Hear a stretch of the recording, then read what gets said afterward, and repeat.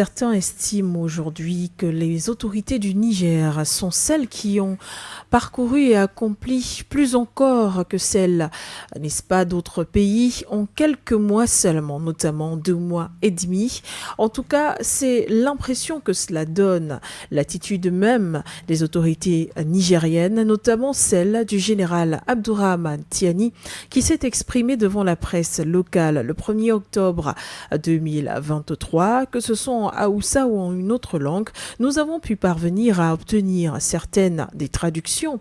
Durant son entretien avec les journalistes locaux, celui-ci a déclaré « Désormais, c'est le peuple nigérien qui s'occupera et décidera de la relation que le Niger entretiendra avec la France. La colonisation est terminée. Aujourd'hui, nous avons des amis avec qui nous avons des partenariats gagnant-gagnant, des partenariats dans le respect mutuel. » Voilà quelques déclarations du général Abdourahmane Tiani qui ne s'était pas exprimé aux médias depuis sa prise de parole, depuis sa prise de pouvoir, Après que l'imbroglio ait eu lieu entre le Niger et la France, le général Abdourahmane Tiani a donc fondu la poire en deux, tout simplement en donnant son point de vue, en rappelant à ceux qui se comportaient encore aujourd'hui comme des colons que l'époque est passée, la période est passée, peut-être voici venir la nouvelle ère africaine. Avec notre invité, on essaiera évidemment de revenir sur ces paroles et surtout de les décrypter, les paroles du président de la transition du côté du Niger, puisqu'on peut l'appeler ainsi.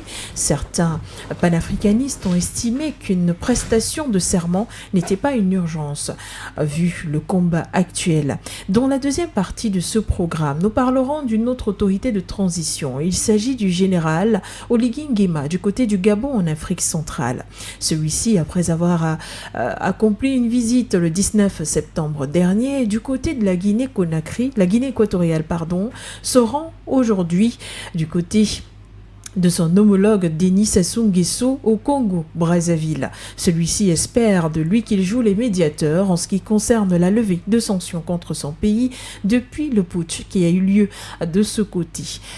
Denis Sassou Nguesso peut-il définitivement inverser la vapeur? On en parlera dans le cadre de ce programme Regard panafricain avec notre invité qui n'est nul autre qu'André-Christelle Fanga, directeur de publication et analyste. Merci infiniment à vous d'être là encore dans le cadre de ce programme. Bonsoir. Bonsoir, ça devient une tradition pour moi d'être sur votre plateau et en studio en même temps, plateau studio, donc, parce que nous sommes en direct sur la radio et sur toutes les plateformes de For Your Media. Donc, merci pour cette invitation, merci aux techniciens qui travaillent d'arrache-pied pour justement nous permettre de travailler dans de très bonnes conditions, surtout d'être écoutés et vus sur toute cette plateforme-là. Bonsoir aux auditeurs, bonsoir aux téléspectateurs, aux youtubeurs, aux facebookers et tout ce que vous pouvez citer. Donc merci pour cette invitation pour justement échanger des questions hyper importantes pour notre Afrique et le monde entier en général, parce que les questions ne sont pas seulement africaines, elles n'affectent pas seulement l'Afrique, les questions dont nous discutons ici, elles affectent aussi le monde, elles parlent aussi au monde, parce que l'Afrique faisant partie de l'un des plus grands continents du monde et qui impacte sur la vie de presque tout le reste de la planète, alors là, ces questions-là sont d'une importance capitale. Parce que vous savez, on nous a longtemps rabâché les oreilles en nous faisant croire que l'Afrique n'avait pas sa place dans le concert des nations, alors que c'est en réalité une fausse information. Vous ne pouvez pas avoir près de 70% des réserves de matières premières dans tout le monde entier, et on dit que vous n'êtes pas assez ancré dans l'histoire, vous n'êtes pas assez... Quand vous avez des inventeurs, vous avez des créateurs, vous avez tout ce qu'il y a de meilleur dans le monde. Je faisais encore une analyse simplement en regardant tous les champions du monde dans toutes les différentes catégories. À une certaine époque, tous étaient noirs. Vous avez Michael Jordan au NBA, Mike Tyson à la boxe, sans compter Mohamed Ali, vous avez le roi Pelé au football, on peut en citer des milliers et des milliers comme ça. Donc Tiger Woods au golf. Donc on a des gens qui ont prouvé, qui ont défendu la cause noire à un niveau très élevé. Donc nous ne pouvons pas être producteurs de cette intelligence et de cette force aujourd'hui là, parce que même la force physique, parce qu'il faut être fort pour aller au combat de boxe, il faut être fort pour faire les arts martiaux. Donc, même dans ce domaine-là, nous avons excellé. Et je pense qu'aujourd'hui, dans votre émission, il faut que les Africains prennent conscience qu'ils ont un potentiel énorme qui est capable de changer le monde et le monde tout entier. Merci infiniment André-Christelle Fanga, comme je le disais tout à l'heure, d'avoir accepté notre invitation et de respecter cette tradition d'un regard panafricain, qui d'ailleurs démarre tout de suite, juste après cette transition.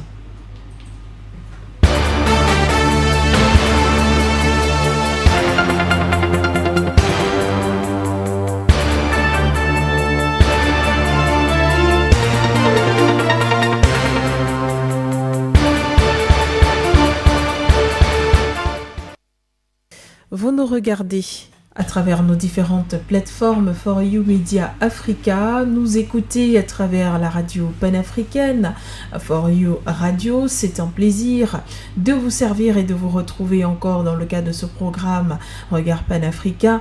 Votre fidélité, elle nous honore encore plus.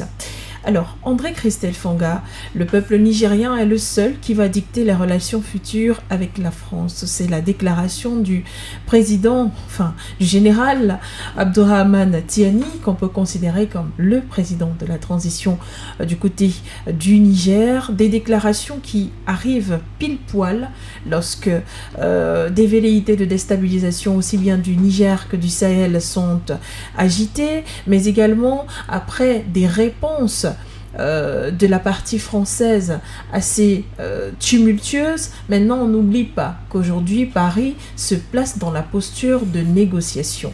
Est-ce qu'on peut mêler cette déclaration au dernier exemple que j'ai pris, par exemple? Alors, je pense que ces déclarations sont d'une importance capitale. Et c'est pour ça que dans mon avant-propos tout à l'heure, je disais l'Afrique a un très grand potentiel. Un très grand potentiel, et les Africains ont toujours été au devant de la scène pour justement montrer un nouveau visage. Un nouveau visage, pas celui que l'Occident a voulu nous placarder, nous positionner, dire que non, voici l'Afrique. Non, cette Afrique-là est révolue. Et je suis très d'accord avec les propos du général Tiani, président de la transition, parce que ce n'est pas une prestation de serment qui fait de toi président de la transition. Si les institutions ont été mises à plat et que c'est vous maintenant qui prenez les décisions dans le pays, c'est vous qui nommez un premier ministre, c'est vous qui nommez les ministres, c'est vous qui nommez les ambassadeurs, c'est vous qui nommez presque tout le monde, alors vous avez déjà ça veut dire que votre signature fait foi.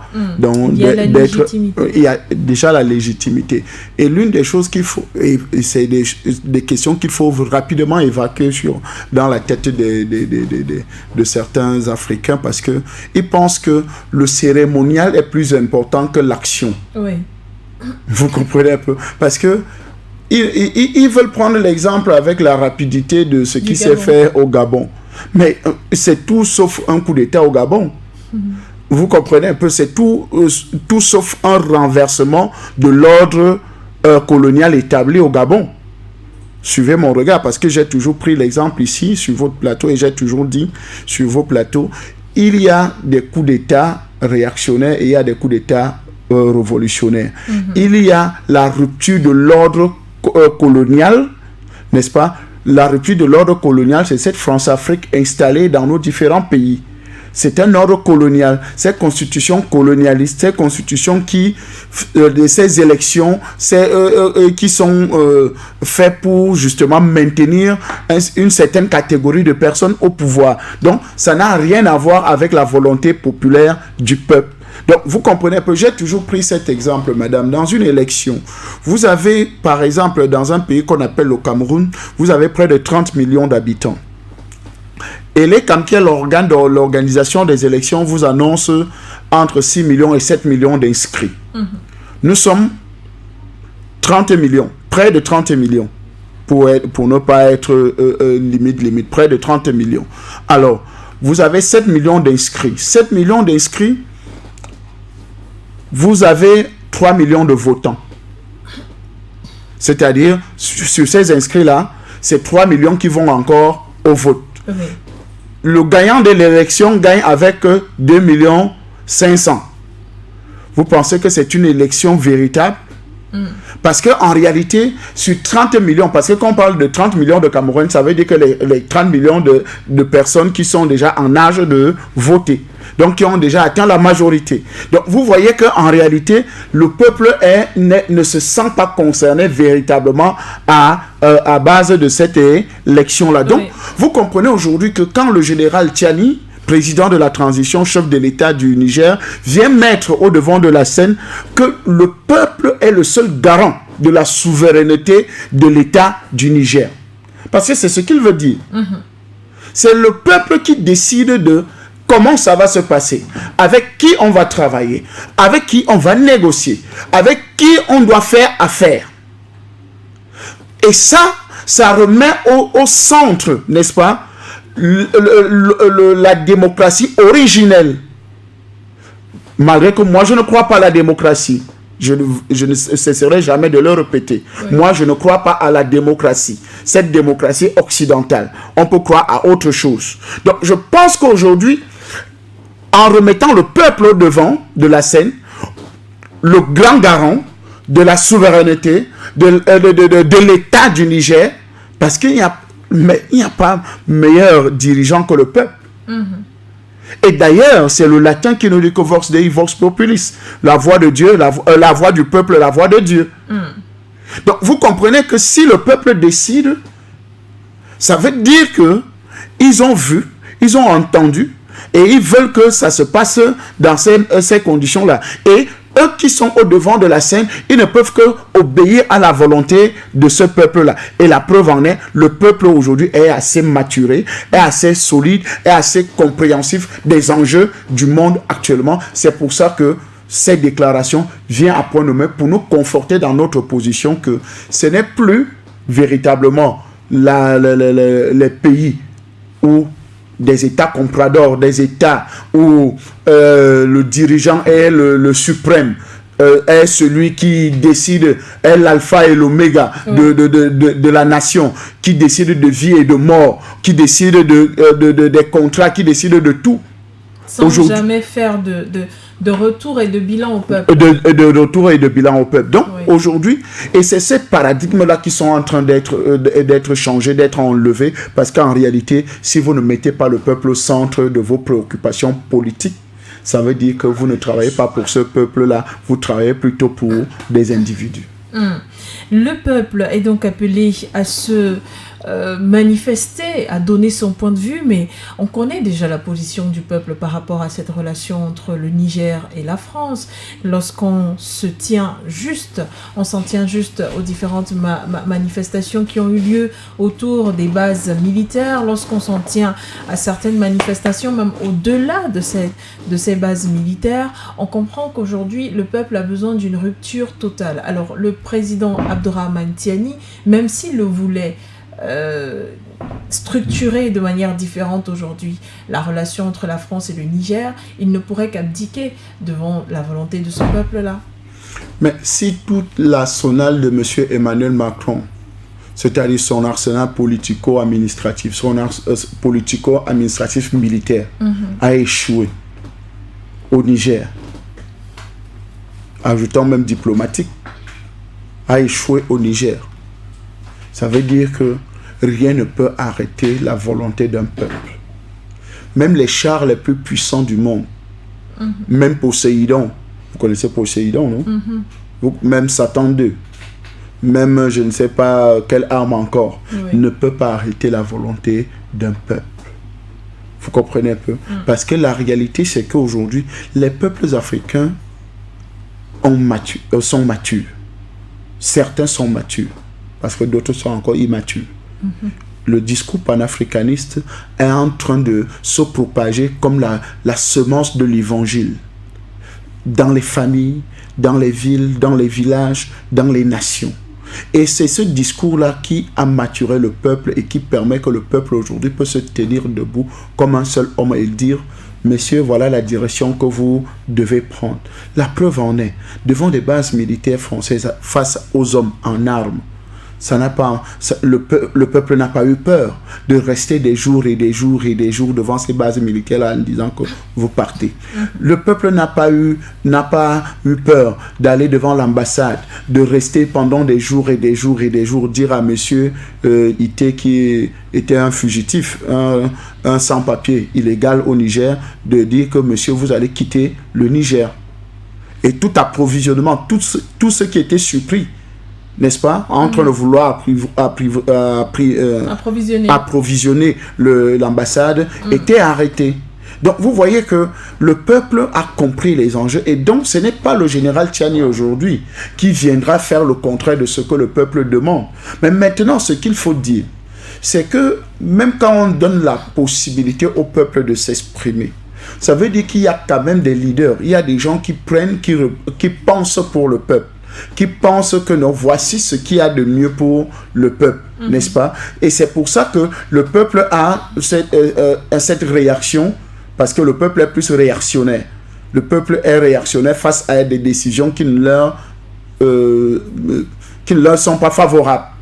Donc, le peuple est réactionnaire. Et quand le peuple réagit, c'est maintenant aux autorités de comprendre et de réajuster le tir le plus rapidement possible. Donc, le général Tchiani ne pourra pas faire sans que la volonté du peuple ne soit écoutée. Donc, peu importe les négociations qu'il va entamer avec l'État français, avec la diplomatie française ou bien le chef de l'État français, ça sera, le peuple va veiller à cela, va regarder de près ou de loin quels sont les avantages de ce peuple-là et de l'État du Niger. Parce que tout ça, il faut regarder qu'est-ce que le peuple gagne dans tout ça. Est-ce que les conditions de vie de ces populations vont changer?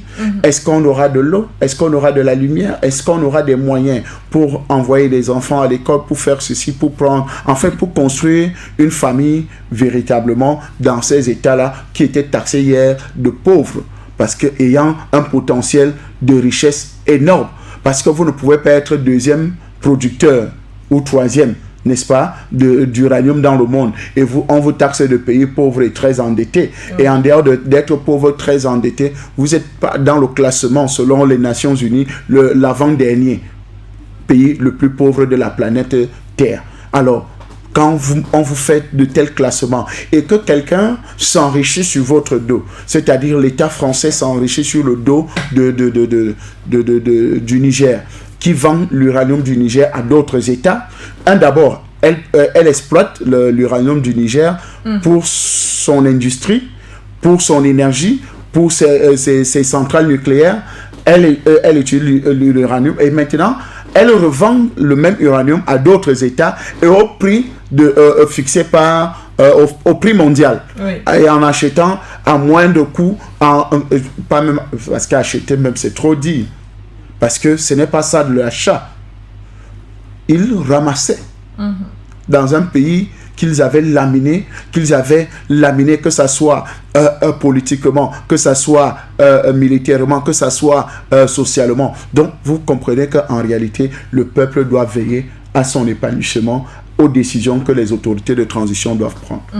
On rappelle quand même que la demande de discussion a été émise par Paris qui disait il faut absolument que nous discutions, que nous entretenions avec les autorités du Niger, par ailleurs qualifiées de putschistes au départ, d'autorités complètement illégitimes avec lesquelles on ne pourrait discuter, dont on ne pourrait s'arroger aux injonctions. Aujourd'hui, la barre a totalement fléchi. Et le général Abdourahmane Tiani a déclaré lors de cette interview « Les richesses appartiennent aux Nigériens. Les richesses nigériennes appartiennent aux Nigériens. » Mais il va plus loin en disant « La colonisation est terminée. » Cette déclaration vient sonner le glas, je dirais, de l'agitation française, de l'agitation étrangère, parce qu'après, il n'y a pas que la France aussi. C'est ce mot qui m'a encouragé à venir à votre émission. D'accord. La colonisation est terminée. Ça m'a donné du baume au cœur. Pourquoi? Parce que le travail que nous faisons en venant sur vos plateaux, en répondant à vos invitations, c'est justement pour que ces autorités-là nous écoutent. Et quand il y a du répondant comme celui-là, ça veut dire nous ne pouvons être que regardis dans notre fond intérieur, dans notre logique et dans notre pensée que nous avons fait le travail qu'il fallait et qu'il y a des autorités en face qui nous écoutent. Parce que on ne peut pas vivre dans des États, je ne peux même plus, avant je n'appelais pas ces États, c'était des enclos coloniaux. On vivait dans des enclos coloniaux. Le Burkina était un enclos colonial à l'époque des autres. Le Mali, même chose. Niger, même chose. Centrafrique, même chose. Donc, on avait des enclos coloniaux où le colonisateur en chef, c'est-à-dire la France, le marionnettiste en chef, avait ses marionnettes dans ses enclos et chacun dansait au rythme du marionnettiste en chef quand il lançait la musique et chacun se mettait à danser. Et aujourd'hui il y a des hommes et des femmes courageux qui ont pris le destin en main. Ça, il ne faut pas manquer souvent de souligner aussi les femmes dans ce combat. Oui. Parce que les hommes sont un peu machos.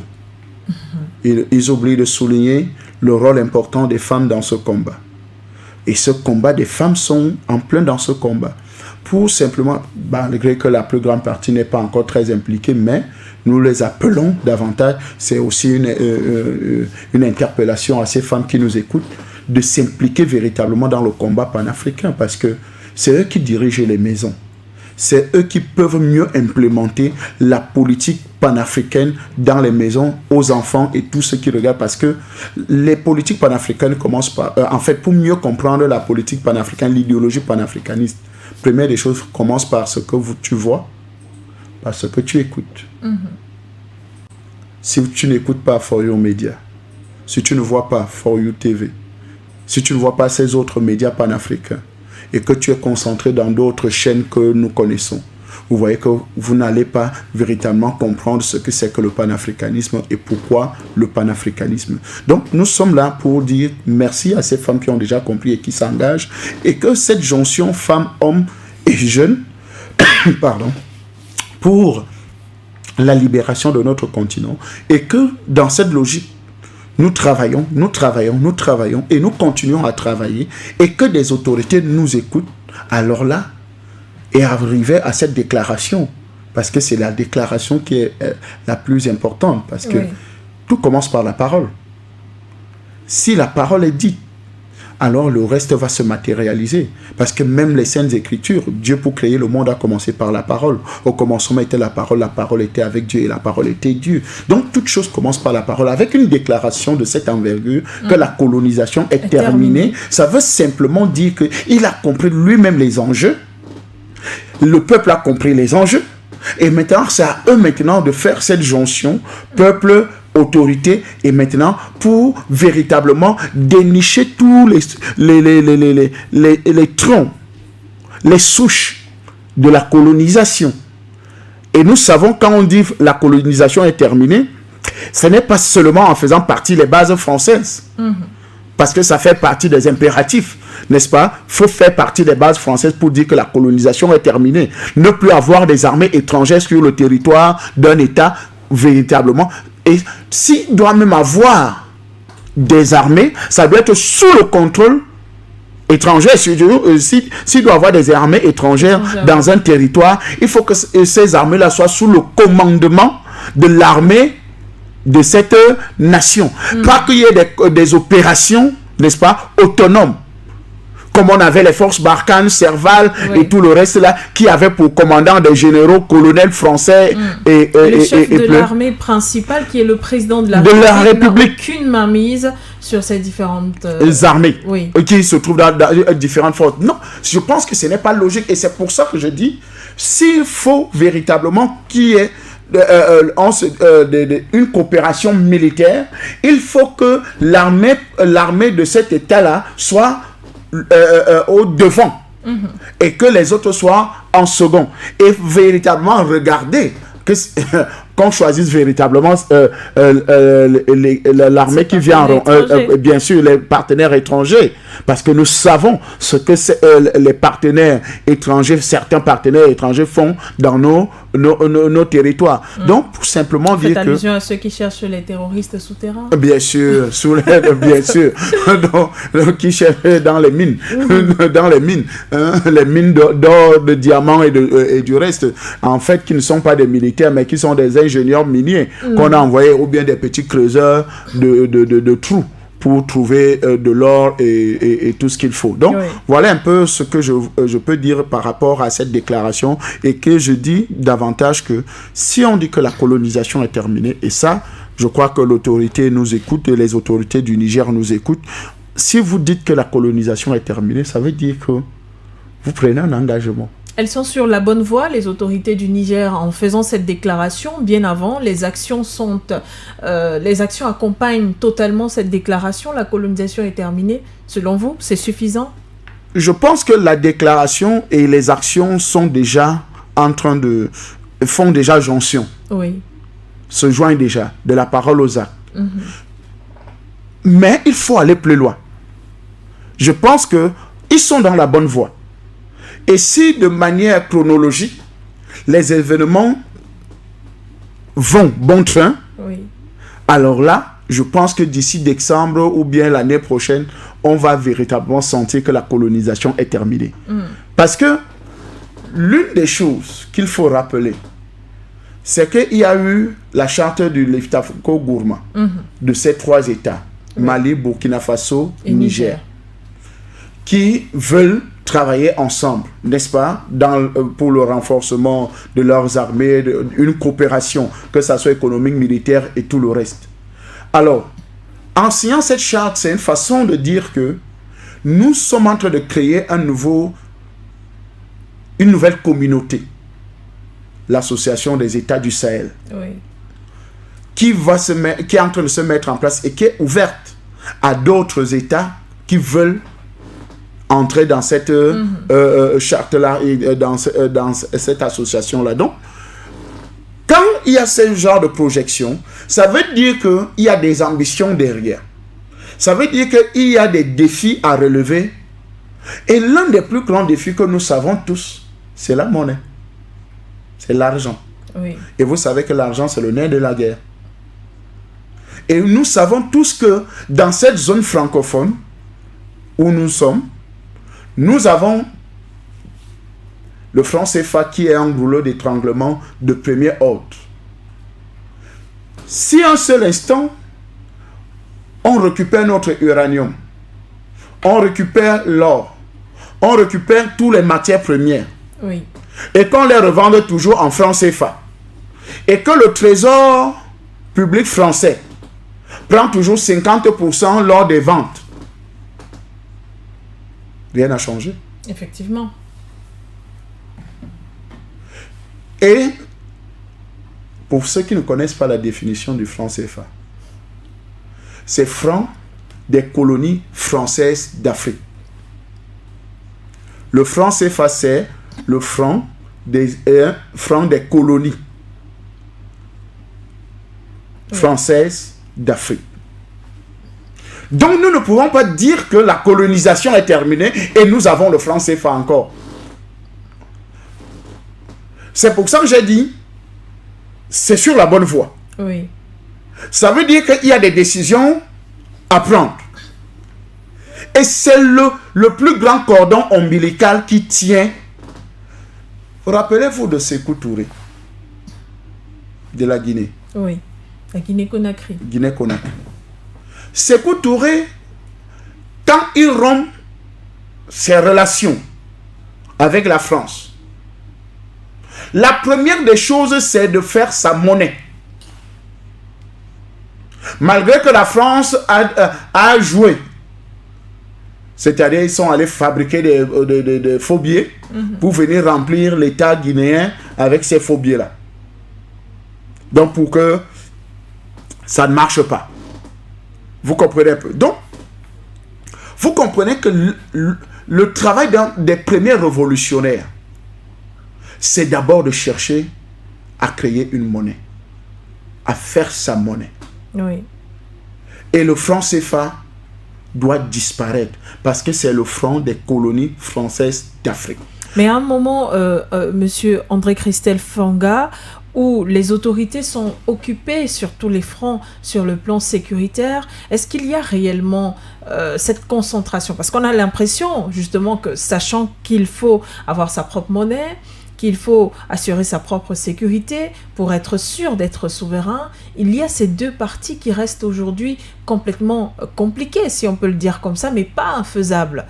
Est-ce que ces autorités, que ce soit du Niger, du Mali ou encore du Burkina Faso, réussiront-elles à se délier de ce franc CFA, ce franc de colonie française d'Afrique, pour rentrer dans une monnaie libre avec le mouchoir de l'insécurité qui continue d'être agitée?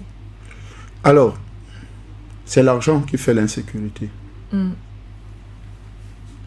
Les terroristes là sont payés avec quoi? Avec le franc CFA. Parce que si un seul instant, Chamalia ne fabrique plus les francs CFA,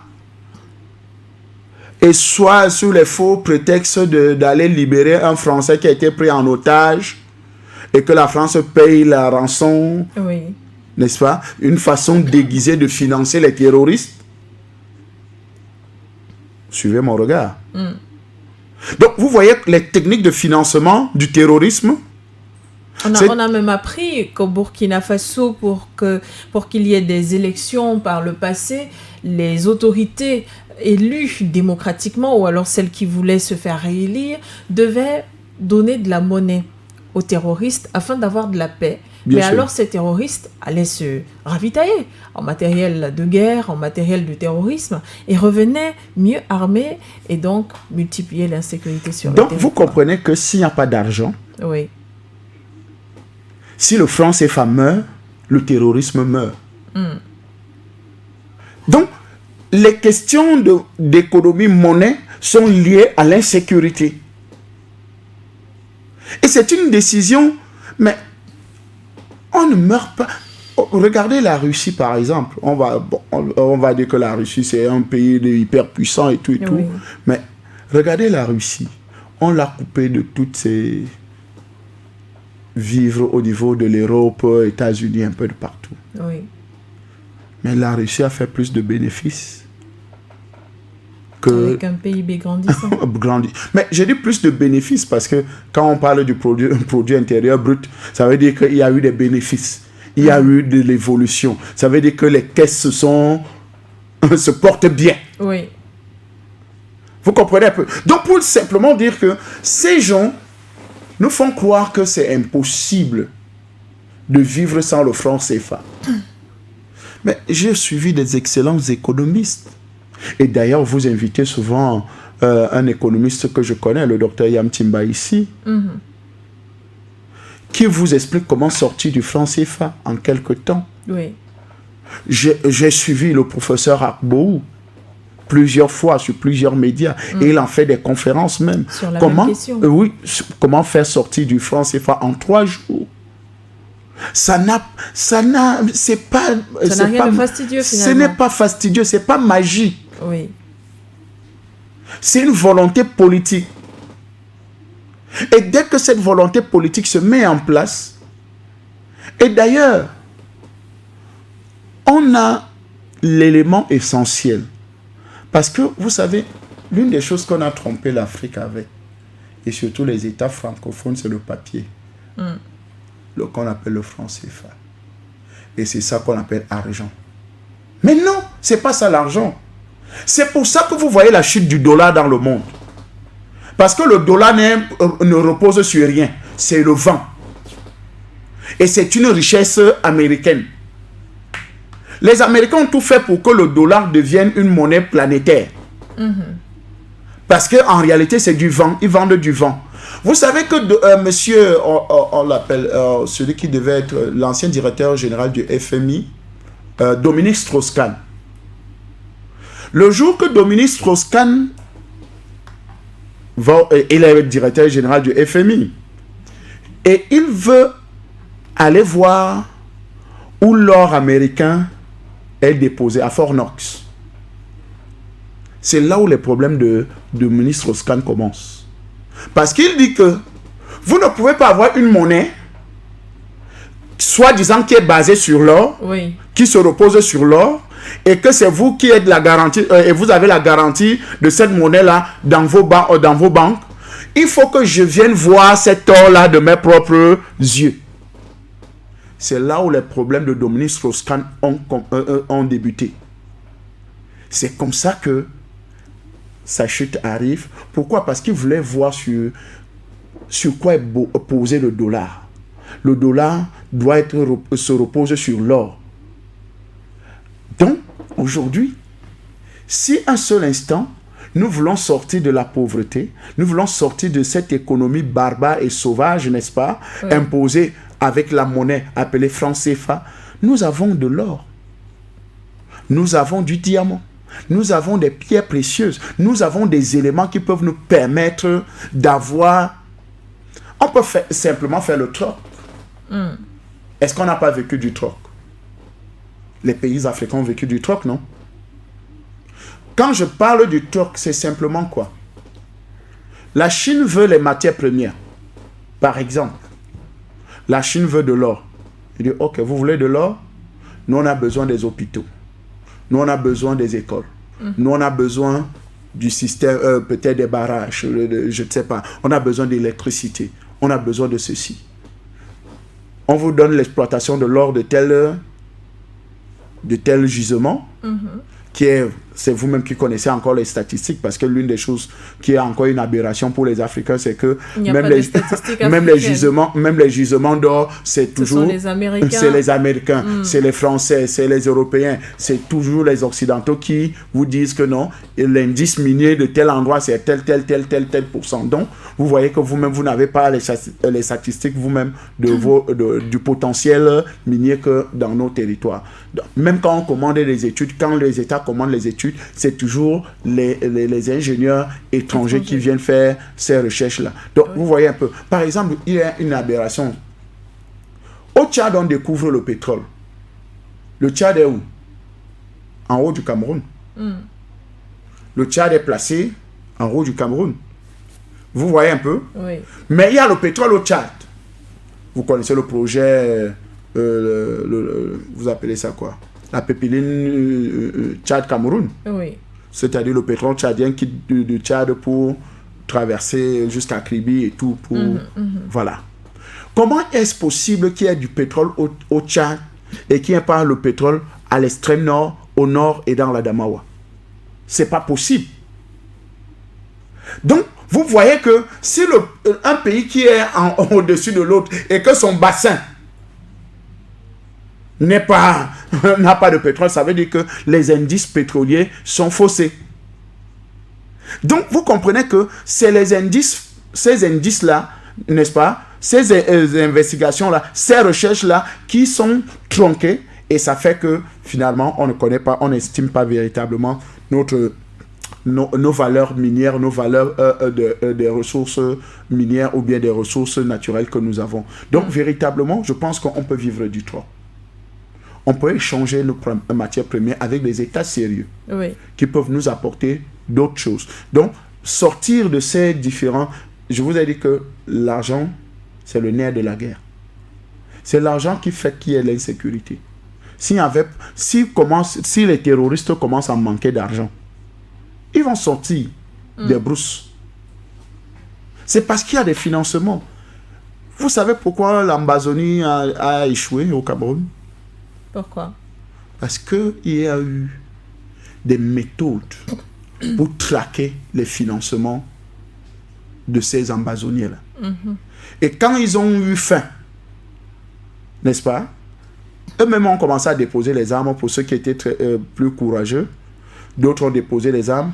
Ceux qui étaient lâches et ne voulaient plus revenir à la civilisation ont commencé des kidnappings.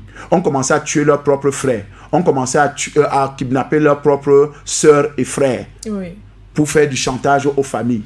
C'est comme ça que les familles qui avaient peur envoyaient les 1 million, 2 millions pour essayer de... Et c'est ce qui se passe jusqu'à maintenant. Ils ont commencé des menaces à double balle au chaque fonctionnaire qui était là-bas et tout, en disant, OK, si tu ne n'envoies pas l'argent, on brûle ta maison, ou bien on va tuer ton père, on va tuer ta mère, on va tuer tes soeurs, on va... Donc, ce n'était que du chantage. Donc, parce qu'en réalité, la source qui devait justement...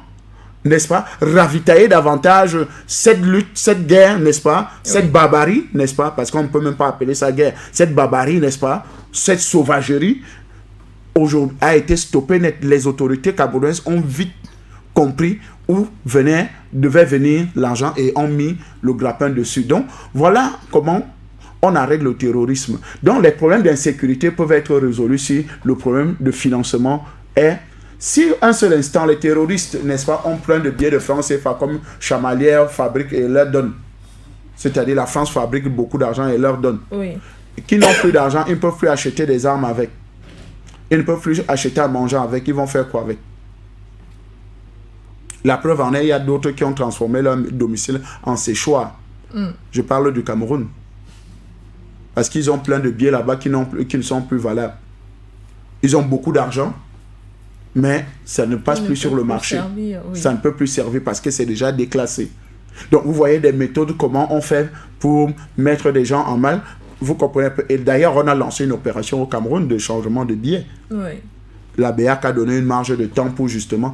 Mais les gens oublient que c'est des techniques pour justement récupérer l'argent peut-être volé.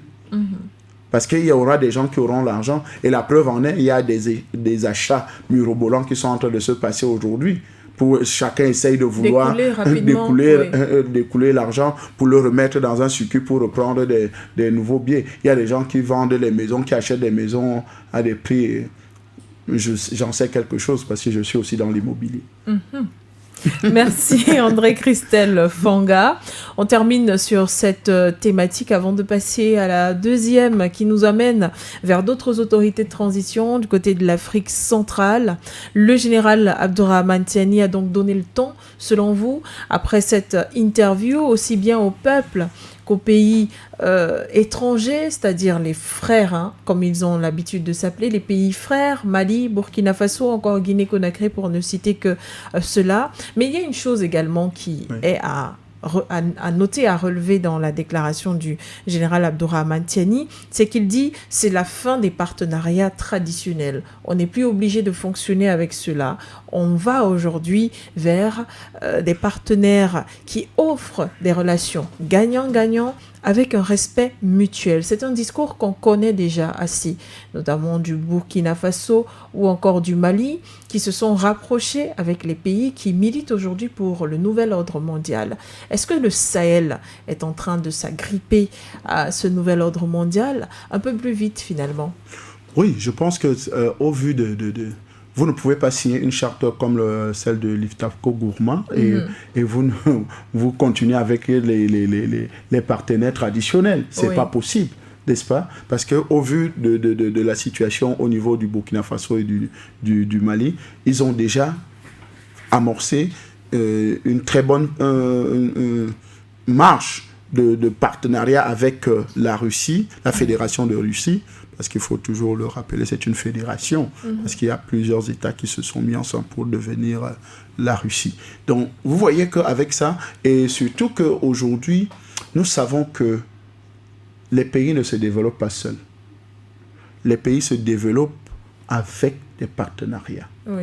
Des partenariats, et surtout des partenariats sincères. Des partenariats gagnant-gagnant. Parce que c'est impensable et impossible de vous développer avec un partenaire corrosif et abrasif. C'est impossible de vous développer avec un partenaire corrosif et abrasif. C'est-à-dire, les relations anciennes, les partenariats anciens ont été tellement corrosifs, tellement abrasif, tellement malsain, que finalement ces États ne sont pas sortis de ces éléments, de l'ordinaire, du simple fait de la pauvreté.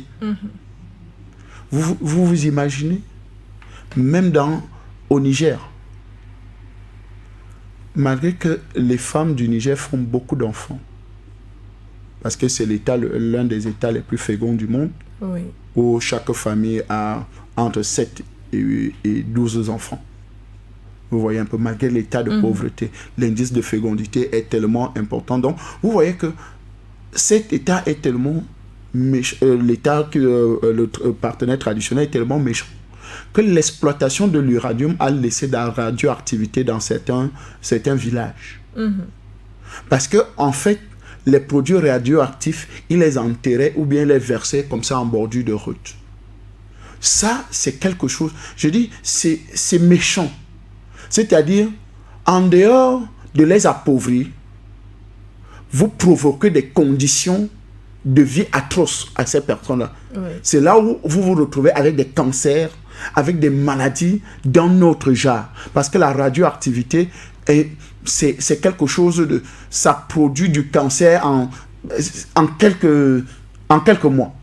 Donc, vous comprenez que... Et ça vous tue. Et ça tue les populations. Et donc, en dehors du nouvel ordre mondial qui est en train de se mettre en place et que les nouvelles autorités veulent véritablement travailler avec, n'est-ce pas?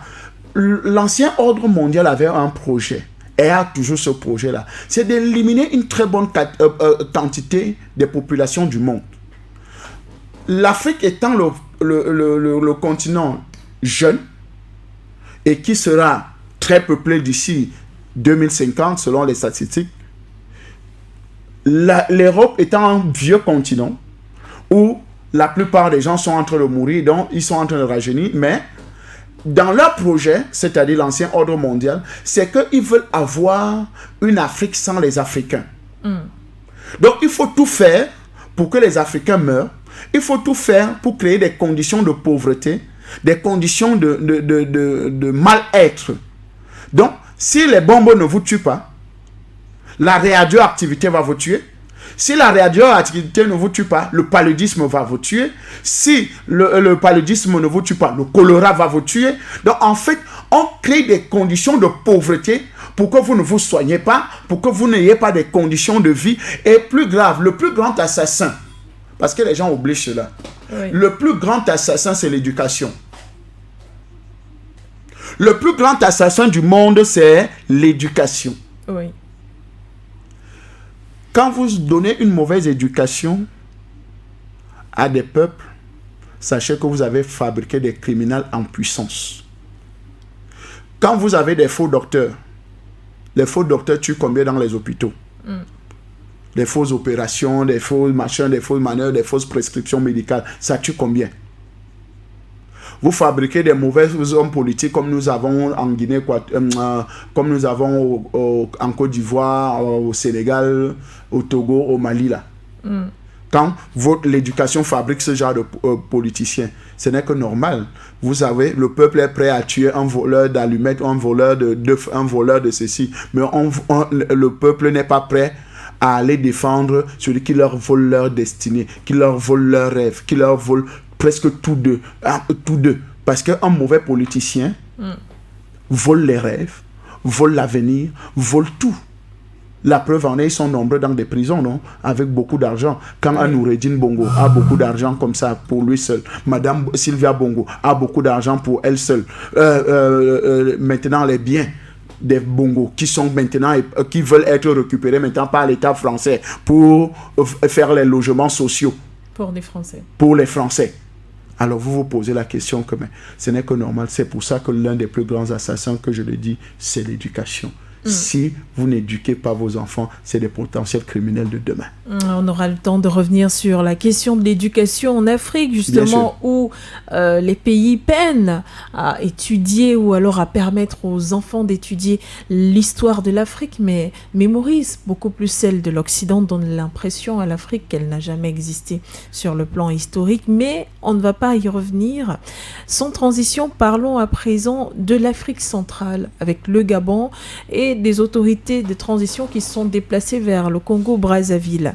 Oligui Nguema, le général Brice Clotaire, on le sait, le président de la transition du Gabon, il s'est rendu le 1er octobre dernier à Brazzaville, dans la capitale de la République du Congo. C'était pour lui le cadre d'une visite de travail, c'est vrai, mais il a été reçu par Denis Sassou Nguesso et ensemble, ils ont discuté d'une possibilité de lever les sanctions contre le Gabon. C'est vrai, ces sanctions ne ressemblent peut-être pas à celles qui ont souvent été infligées aux différents pays d'Afrique de l'Ouest, mais toujours est-il que le Gabon se sent étouffé et essoufflé et donc espère que Sassou Nguesso pourra faire revirer la vapeur. Est-ce possible d'entrée de jeu, André Christelle Fonga?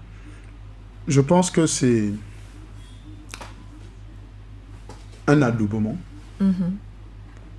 De plus? De plus, Parce qu'on se souvient la visite chez le président Obiang Nguema. Pourquoi les autres chefs d'État, Mali, Burkina Faso, Niger, ne sont pas aussi reçus en grande pompe dans la CEDEAO? Mais vous voyez la différence que j'essaie d'établir. Mais peut-être pour vous relancer, André Christelle Fonga, on a apprécié en Afrique de l'Ouest le fait que le Mali, le Burkina Faso se soient souvent visités, entre soutenus. En Afrique centrale, on voit des visites gabonaises du côté du Congo-Brazzaville, la visite gabonaise du côté de la Guinée équatoriale. Est-ce que ce ne serait pas aussi une façon de se tenir les coudes d'une certaine manière? Je vous dis, c'est un adoubement. Ça n'a rien à voir avec la révolution. Oui. Moi, je suis un révolutionnaire. Nous sommes dans le regard panafricain. Nous parlons du panafricanisme. Oui. Nous parlons de la pensée panafricaniste. Nous parlons de l'idéologie panafricaniste. Alors, si le général Oligui Nguema Clotaire, président de la transition du Gabon, était un révolutionnaire, alors là, j'allais voir en cette visite une visite d'amitié, une visite de coopération, une visite d'entraide pour sortir la sous-région SEMA de ces goulets d'étranglement. Ça, c'est pour ça que je regarde et je dis, quelles sont même d'abord les sanctions? Parce qu'il faut regarder les sanctions. Il faut regarder le comportement. Comment les États se comportent avec le Gabon aujourd'hui. Oui. Est-ce que vous avez entendu qu'il y a une milice qui se met en place pour aller attaquer le Gabon, pour déloger les autorités de transition du Gabon? On vous parlera d'une médiation réussie de la République centrafricaine. Bon. Est-ce que l'ambassadeur français a été chassé au Gabon? Il a été très bien reçu. Donc ce n'est pas deux choses, c'est pas la même chose avec les autres. On les observe, qui jouent leur cinéma. On sait que c'est pour quelque temps et les sanctions seront levées et tout va revenir dans l'ordre et tout, voilà. C'est tout. C'est pas parce que c'est le président Sassou Nguesso qui aura décidé de lever les sanctions ou non, ou bien qui va apporter son soutien militaire pour que non. Il est en train de passer à chaque État pour donner des garanties que la coopération entre nos États et surtout avec la mère patrie, la métropole française, ne va pas s'arrêter. Bon, attendons sa visite au Cameroun. C'est ce que j'allais vous... vous m'attendez une perche que je ne saurais refuser. André Christelle Fonga, si jamais le président Oligui Nguema s'était rendu au Cameroun et il était reçu en grande pompe par le président Paul Biya, qui est tancé de grand panafricaniste, que diriez-vous? Écoutez, le président Paul Biya est un patriarche. Et les actes d'un patriarche, parfois, ne sont pas souvent interprétés au premier degré. D'accord. Parce que à chaque fois que vous regardez, à chaque sortie, à chaque mot, à chaque phrase du président Paul Biya, c'est toujours resté dans l'histoire. Donc, il a une démarche parfois qui qui n'est pas compréhensible. Mais à la fin, on lui donne raison. Raison pourquoi? Voilà un État qui avait déclaré, par exemple, qu'ils seront émergents en 2025. Bon, en 2020 pour certains, 2022 pour d'autres, 2025 pour d'autres. Donc le Gabon avait, je crois, c'était 2025. Oui. Qu'ils seront émergents. Pays émergents. Vous savez ce que veut dire un pays émergent. Mais le président Paul Biya, lui, il avait dit que l'émergence du Cameroun, c'est en 2035. Oui. Et beaucoup se sont posé la question que, mais, Côte d'Ivoire, c'est 2020, les autres 2022, d'autres 2025. Pourquoi nous, en 2035? Regardez la situation de ces pays-là, vous me dites. Est-ce que véritablement, il y aura émergence en 2025 quand on va aller jouer dans un stade de piscine en Côte d'Ivoire? Les Africains seront des nageurs. On va jouer la nage football en Côte d'Ivoire avec les infrastructures qu'on nous a bombé le torse en nous faisant croire que c'est la révolution ouattarienne. C'est la révolution du grand bâtisseur avec des stades et avec des ponts et avec des péages qui prennent assez d'argent aux Ivoiriens.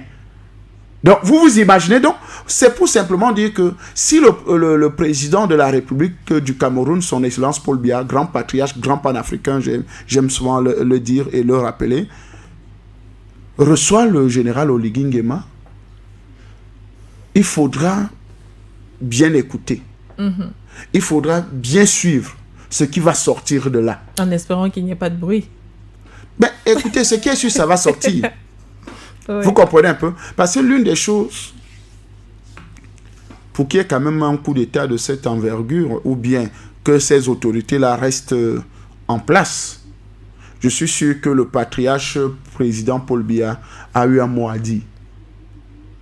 Parce que vous vous rappelez, lors les élections de 2009, je crois au Gabon, 2009-2010, je crois, où il y a eu des bruits. Les Gabonais se sont réveillés un matin, ils ont dit qu'ils ont vu des hommes en noir partout. Oui. Et nous savons qu'il y avait une nouvelle cuvée, une force au Cameroun qui s'habillait en noir. Vous savez de qui on parle. Il dit que les Gabonais se sont surpris un matin que partout était noir. Il y avait des hommes noirs partout, cagoulés noirs. Tout était noir. Lunettes noires, tout était noir. Donc, ils sont rentrés au calme. Ça, c'était l'élection d'Ali Bongo avec Mba Obam, je crois, Mba Obam qui réclamait sa victoire et qui avait justement... Donc, vous voyez qu'il y a eu des occasions comme ça et ce qui a stabilisé Libreville, c'est le Cameroun. Donc, à chaque fois que Ali Bongo avait même des difficultés, c'est le Cameroun qui stabilisait, le patriarche président Paul Biya qui stabilisait parce que c'était quand même son parrain du baptême. Et vous pensez que ça conforte dans l'idée que le président Paul Biya agit dans le secret pour le panafricanisme, en soutenant le Gabon, en repoussant l'échéance de l'émergence? Non, c'est pas... Quand je dis en repoussant l'échéance de l'émergence, c'est parce qu'il a vu loin. Oui. Il a vu les difficultés, vous voyez un peu, de ce qui entoure l'émergence, des éléments qui peuvent empêcher à un État d'être émergent. Donc, il faut tous les contours et les pourtours pour que ces pays-là puissent être émergents. Vous comprenez un peu? Par exemple, avec l'endettement, vous ne pouvez pas être émergent en vous endettant. Oui. Parce qu'aujourd'hui, l'indice d'endettement de la Côte d'Ivoire est surélevé. Et avec des investissements qui n'aident pas la croissance de la Côte d'Ivoire. Donc, vous voyez que quelqu'un qui refuse de s'endetter ou bien qui ne s'endette pas pour faire des grands, ces grandes méga structures, soi-disant, et préfère aller pas à pas, c'est-à-dire à pas de chenille, au lieu de s'endetter. Maintenant, et qui, aujourd'hui, qui est un très grand panafricaniste, parce que l'une des choses, quand on veut dévaluer le franc CFA, le président Paul Biya appelle Abdou Diouf, je crois, l'autre était encore président, Houphouët-Boigny, Oui. Omar Bongo du Gabon, Omar Bongo le père, Omar Bongo, Houphouët-Boigny et tout. Il leur dit, nous allons à ce sommet pour sortir du franc CFA. Le président Paul Biya avait déjà pensé à la sortie du franc CFA après la dévaluation, avant la dévaluation. Parce qu'il y a eu, je crois, 2 dévaluations. Donc, il avait déjà pensé sortir du franc CFA. Et il ne voulait pas sortir seul. Il avait proposé à ces gens que j'ai cités tout à l'heure et d'autres que j'en oublie certainement, de sortir du franc CFA. Alors, première des choses, un vrai panafricaniste, la première des choses qu'il pense, c'est sortir du franc CFA. Parce que si vous sortez, je vous ai expliqué tout à l'heure que le terrorisme, le djihadisme, la guerre s'arrête s'il n'y a plus le franc CFA. S'il n'y a plus le contrôle des Occidentaux sur la monnaie que les Africains utilisent, c'est-à-dire le franc CFA, surtout l'Afrique francophone. Donc, vous comprenez que c'est un élément hyper important. Deuxième élément. On va sortir par là. Oh là là, c'est déjà terminé. Okay, oui, c'est déjà terminé. Je dis, deuxième élément. Oui. Vous savez que en dehors de la monnaie qui est l'une... Parce que l'argent est le premier élément pour la guerre. Effectivement. Deuxième élément, instrument de guerre. Parce que dans la stratégie de guerre, n'est-ce pas, il y a 5 éléments qui entrent en jeu. Je ne vais en citer que 2. Et j'ai déjà commencé à en citer une. La monnaie, c'est-à-dire l'argent. C'est l'argent qui fait la guerre. C'est l'argent qui provoque la guerre. C'est l'argent qui fait tout, qui met tout en jeu, qui met les intelligences en marche. Deuxième chose, c'est la communication. Si vous n'avez pas les éléments de communication, et la communication dans tous les sens, aujourd'hui le président Paul Biya, en tant que bon panafricain, la loi de 90 a permis, la loi de 90 c'est la loi sur les associations, la liberté d'expression. Oui.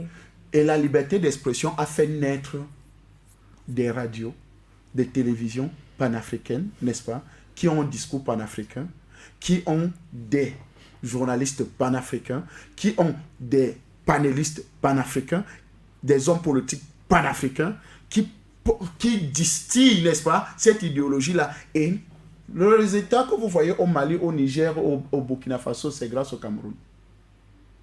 Oui.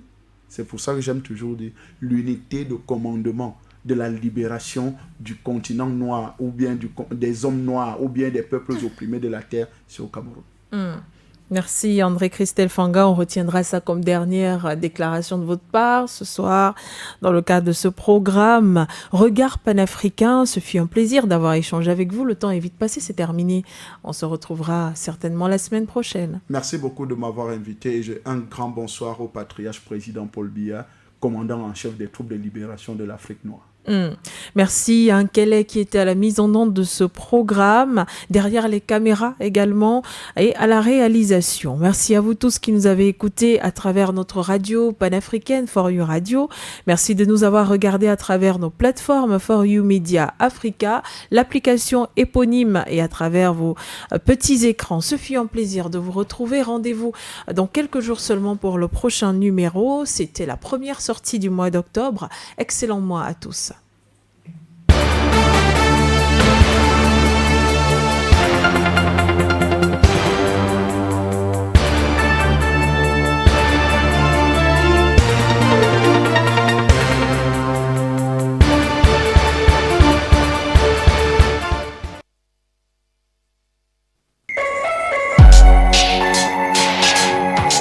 For You Radio.